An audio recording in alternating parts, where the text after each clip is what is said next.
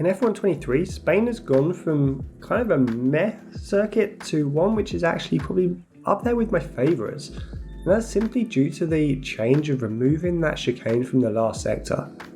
Now this car setup is very similar to our dry setup, but produces a very successful car in wet conditions. With the aero, I've gone 36 and 35, which is near identical to our dry setup, with just a slight change on the rear wing to give a little bit better rear stability.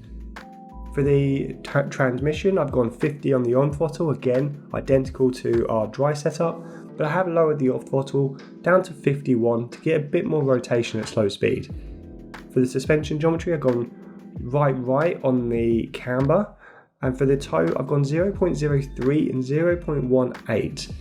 Again, this approach is almost identical to our dry setup, with a little bit more front toe for responsiveness.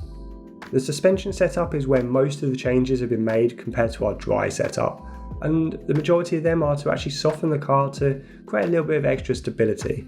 I've gone 24 and 7 on the suspension, which is actually a little bit on the stiffer side for a wet setup, and then I've gone 6 and 1 on the anti-roll bars. For the ride height, I've increased it like normal to 39 and 43.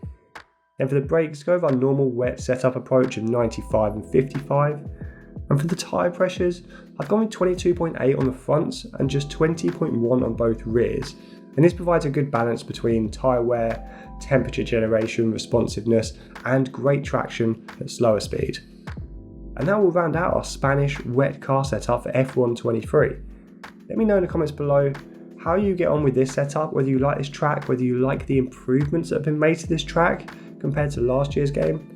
And also consider subscribing if you're looking forward to the other F123 setup videos that I'm going to drop shortly. But for now guys, enjoy this setup and I'll see you on track.